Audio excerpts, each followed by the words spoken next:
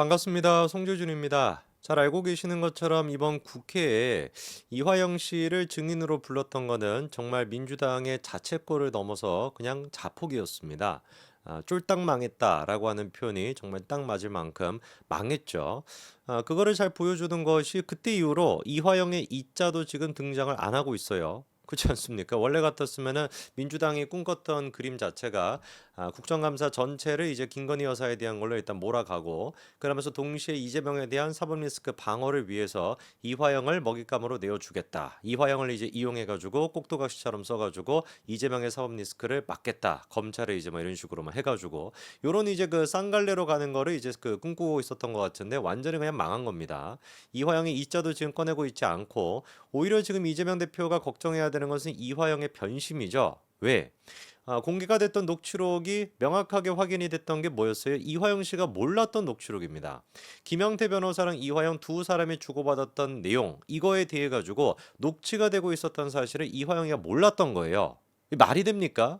저는 물론 이제 뭐 구치소에 가본 적이 없어가지고 잘 모르겠는데, 혹시 뭐 보시는 분 중에 그런 경험이 있으신 분들은 썰 남겨주시면 좋겠지만, 상식적으로 생각해 봤을 때 내가 고용한 지금 변호사, 나를 변호하겠다라고 하는 변호사가 나를 지금 접견을 하면서 나한테 미리 고지도 하지 않고 불법적으로 녹취를 했다, 녹음을 했다, 이거를 도대체 어떻게 우리가 믿을 수가 있겠습니까?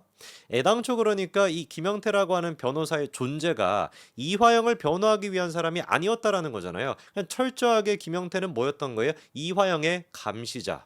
이화영이가 딴만 품고 있어? 이화영이가 다른 생각하고 있는 거 아니야? 그거에 대해서 한번 확인해 볼 필요가 있어. 그러니까 김영태 너가 가가지고 몰래, 이게 무슨 뭐 펜 같은 지금 이제 녹음기로 뭐 한 것처럼 보이던데, 이거 뭐 영화 아닙니까? 완전히 그 저기 아수라에 나오는 그런 영화예요. 진짜 이재명에 대한 모든 이야기들이. 변호사 당신이 가가지고 몰래 이렇게 녹음해가지고 이화영이가 무슨 생각하고 있는지 한번 파악해봐봐. 이래가지고 김영태가 왔다로밖에 우리가 안 보이는 거 아닙니까?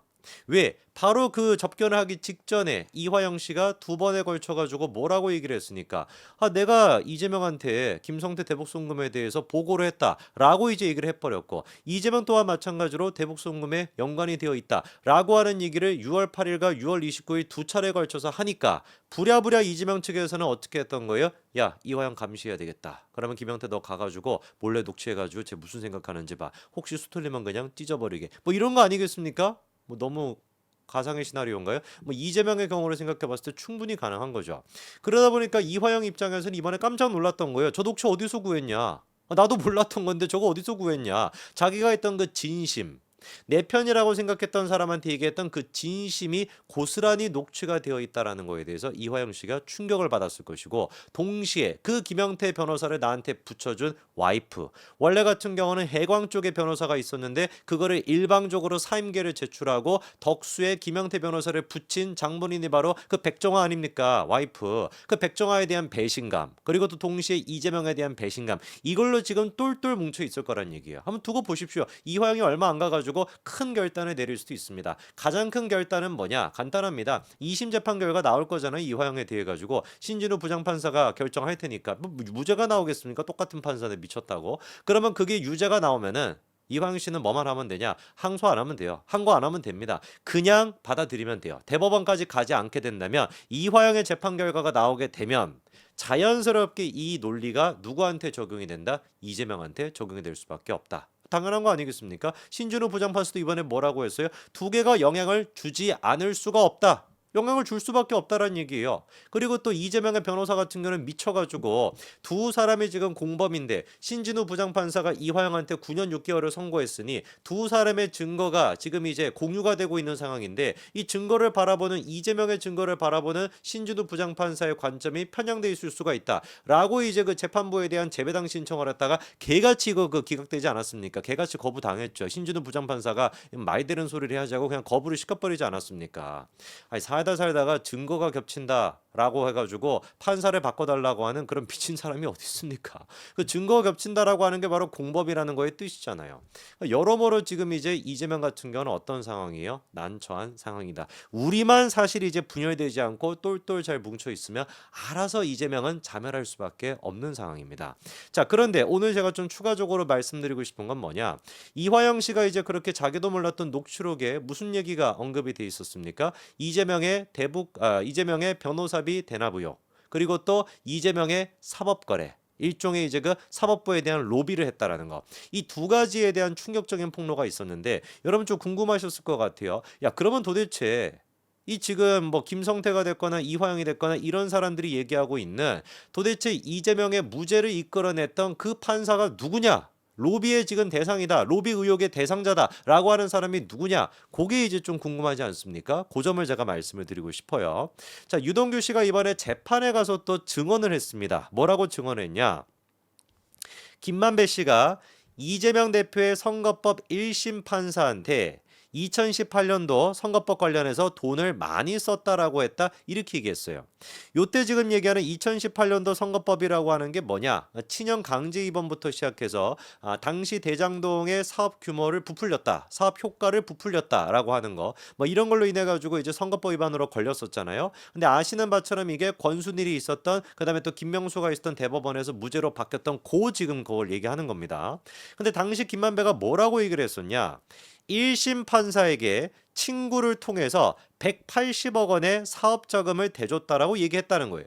2심 판사 같은 경우는 앞만 찔러도 피 한 방울 안 나오는 사람이었다. 그래가지고 어쩔 수 없이 2심 재판부에는 로비를 못했는데 그래서 300만 원이 벌금이 나오게 됐다. 이런 얘기를 유동규 씨가 이번에 했습니다. 이거는 재판에서 증인으로서 증언한 거기 때문에 위증으로 처벌을 받을 수가 있어요. 구라를 쳤다라고 한다면. 명백하게 자기 기억에 나는 대로 지금 얘기를 한 거란 말이에요. 실제로 1심 재판부 같은 경우는 그때 당시에 무죄를 선고했습니다. 2심 재판부 같은 경우는 벌금 300만 원, 벌금 100만 원 이상만 되더라도 피선거권이 박탈이 되는데 그냥 100만 원 수준이 아니라 300만 원으로 굉장히 강하게 처벌했단 말이에요. 여기서 우리가 좀 드는 의문이 무엇이냐? 왜 이때 당시 2심 재판부가 이렇게나 강력하게 300만 원 벌금을 때렸을까? 혹시 이재명 쪽에서 로비를 했다. 나를 감히 뭐를 알고 나한테 지금 나를 뭐라고 생각하고 이딴 식으로 지금 잡스러운 것들이 나한테 로비를 해? 라는 거에 분노해가지고 괘씸죄까지 겹쳐져가지고 벌금 300만 원 때린 것은 아닌지 충분히 우리가 의심해 볼 수 있는 거 아니겠어요? 1심 그러면은 무죄를 내린 판사가 누구냐? 최창훈이라고 하는 부장판사고요. 2심에 진짜 찔러도 피 한 방울 나오지 않는다라고 묘사를 했던 사람이 바로 임상기 부장판사입니다. 물론 우리는 모릅니다. 유동규 씨가 했던 그 얘기에 입각해가지고 말씀을 드리는 것인데 적어도 그 얘기에 따르면은 1심에 무죄를 선고했던 최창훈 지금 부장판사 같은 경우는 김만배가 친구를 통해가지고 180억 원의 사업자금을 대준 당사자라고밖에 우리가 생각할 수가 없는 것이죠. 자, 이분의 그러면 맥락을 좀 보니까 전라남도 해남 출신이고요. 광주 인성고를 나와가지고 연세대 경영학과를 나오셨어요. 그리고 난 다음에 사법시험에 합격하고 광주지법의 판사로 임관이 됐다가 나중에 이제 그 수원지법으로 와게 돼가지고 이재명에 대해서 2018년도에 그렇게 무죄를 선고했던 것인데 어떤 범죄 혐의에 대해서 무죄를 선고했냐? 일단 첫째, 직권남용, 공직선거법 해가지고 4가지로나 기소가 됐는데 4가지 싹 다 무죄 처리를 했던 게 바로 최창훈 부장판사입니다. 자, 그러면서 친형 강제 입원 사건 같은 경우는 뭐라고 이제 그때 당시 판사가 얘기를 했냐면 이재명 지사의 정당한 업무였다고 직권남용이라고 보기 어렵다라고 판단했다 이렇게 얘기해요. 여러분 이게 좀 납득이 되십니까? 그러니까 다시 한번 제가 말씀을 드릴까요? 친형 강제 입원 사건에 대해 가지고 친형을 강제 입원시킨 것 자체가 이재명의 정당한 업무였다고 직권남용이라고 보기 어렵다 이렇게 얘기를 했어요. 이거는 대법원에 가서도 마찬가지로 친형을 강제 입원시키려고 하는 시도가 있었다라는 게 대법원에서 다 확인이 됐습니다. 그리고 그 사실관계도 우리가 다 알고 있잖아요.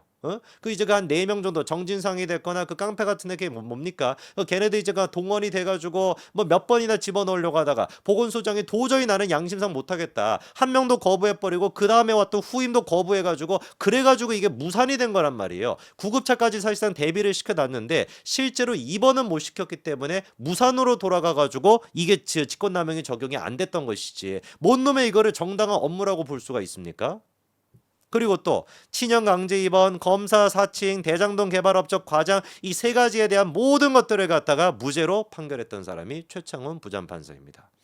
일반적으로 우리가 상식적으로 생각하기에 도저히 납득이 안 되는 일이 일어난다면 대개 이유가 있습니다. 그렇지 않습니까? 우리가 일상생활을 살아봐도 그렇지 않아요? 너무 이해가 안 돼. 너무 이게 상식적으로 말이 안 돼. 그럼 이유가 다 있습니다. 왜 도대체 최창원 부장판사가 그때 당시 이렇게 말 같지도 않은 이상한 판결을 내렸을까? 왜 도대체 권순일이가 있던 그 대법원 같은 경우는 그런 말 같지도 않은 판결을 내렸을까? 글쎄요. 그 말 같지도 않았던 거에는 어떤 이유가 있었던 거 아닌가라고 생각하는 게 더 합리적이지 않을까 싶습니다. 여기까지 말씀드리겠습니다. 감사합니다.